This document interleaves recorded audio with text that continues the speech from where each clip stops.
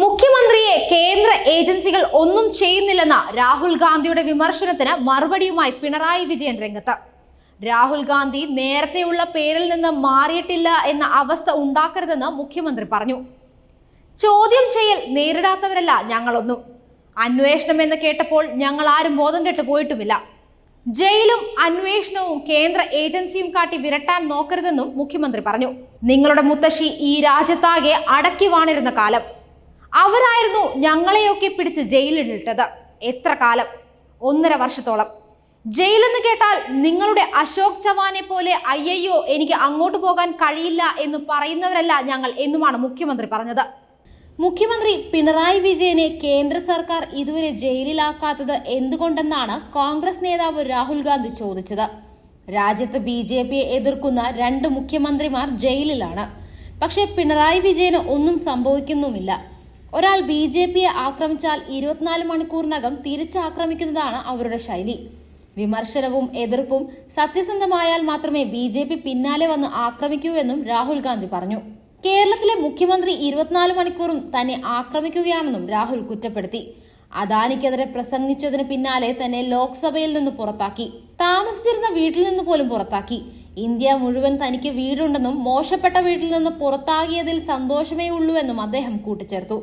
കണ്ണൂരിൽ തിരഞ്ഞെടുപ്പ് പ്രചാരണ യോഗത്തിൽ പ്രസംഗിക്കുകയായിരുന്നു രാഹുൽ ഗാന്ധി. വിഷയത്തോടനുബന്ധിച്ച് മുഖ്യമന്ത്രി പിണറായി വിജയന് നേരെ രാഹുൽ ഗാന്ധി നിരവധി ചോദ്യശരങ്ങളും ഉന്നയിച്ചിരുന്നു.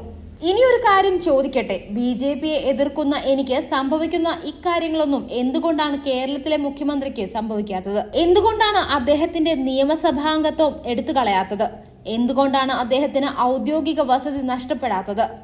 എന്തുകൊണ്ടാണ് EDയോ CBIയോ അദ്ദേഹത്തെ ചോദ്യം ചെയ്യാത്തത്? ഈ രാജ്യത്തെ 2 മുഖ്യമന്ത്രിമാർ ഇന്ന് ജയിലിലാണ്. അവർക്ക് സംഭവിച്ചത് കേരളത്തിലെ മുഖ്യമന്ത്രിക്ക് മാത്രം സംഭവിക്കാത്തത് എന്താണെന്നും രാഹുൽ ഗാന്ധി ചോദിച്ചു. ഞാൻ 24 മണിക്കൂറും BJPയെ വിമർശിക്കുന്നയാളാണ്. അപ്പോഴും കേരളത്തിലെ മുഖ്യമന്ത്രി 24 മണിക്കൂറും എന്നെ വിമർശിക്കുകയാണ്. ഇതെനിക്ക് മനസ്സിലാകുന്നില്ല. BJPക്കെതിരെ ആശയപരമായ പോരാട്ടത്തിലാണെന്ന് അദ്ദേഹം അവകാശപ്പെടുന്നത്. BJP ആക്രമിച്ചാൽ അവർ കയ്യിലുള്ളതെല്ലാം വെച്ച് തിരികെ ആക്രമിക്കും. പക്ഷേ കേരളത്തിലെ മുഖ്യമന്ത്രിയുടെ കാര്യത്തിൽ ഇത് സംഭവിക്കുന്നില്ല. ഇവിടെ അഴിമതി ഉൾപ്പെടെയുള്ള പ്രശ്നങ്ങളില്ലേ? ഇതെല്ലാം കേരളത്തിലെ ജനങ്ങൾ കൃത്യമായി ചിന്തിക്കണം. ആരെങ്കിലും BJPയെ സത്യസന്ധമായി ആക്രമിച്ചാൽ അവർ EDയെയും CBIയെയും ഉപയോഗിച്ച 24 മണിക്കൂറും അവരുടെ പിന്നാലെ ആയിരിക്കുമെന്നും രാഹുൽ കൂട്ടിച്ചേർത്തിരുന്നു. എന്നാൽ കേരളത്തിലെ ഇരട്ടച്ചങ്കൻ രാഹുൽ ഗാന്ധിയുടെ ചോദ്യങ്ങൾക്ക് തകർപ്പനായ മറുപടിയുമായി രംഗത്ത് വന്നു. ചോദ്യം ചെയ്യൽ നേരിടാത്തവരല്ല ഞങ്ങളൊന്നും. നിങ്ങളുടെ അനുയായിയായിരുന്നല്ലോ CBIക്ക് കേസ് കൊടുത്തത്. നിങ്ങൾ കെട്ടിച്ചമച്ച കേസിന്റെ ഭാഗമായിട്ട് വിജിലൻസ് തള്ളിയ കേസ് രാഷ്ട്രീയമായ പകപോക്കലിന്റെ ഭാഗമായിട്ടായിരുന്നു അന്ന് CBIക്ക് കൊടുത്തത്. CBI വിശദമായ ചോദ്യം ചെയ്തിട്ടുണ്ടല്ലോ. നേരത്തെ വിജിലൻസ് എവിടെയാണോ അവിടെ തന്നെയാണ് അവരും എത്തിയത്. അന്ന് നിങ്ങളുടെ പാർട്ടിയാണ് അധികാരത്തിൽ. എങ്ങനെയാണ് ആ കേസ് രജിസ്റ്റർ ചെയ്തതെന്നും അന്നത്തെ CBIയുടെ അന്വേഷണം എന്തായിരുന്നെന്നും അതിന്റെ മുകളിലുള്ള നിയമോപദേശം എന്തൊക്കെയായിരുന്നൊക്കെ മനസ്സിലാക്കാൻ നോക്കെന്നും പിണറായി പറഞ്ഞു.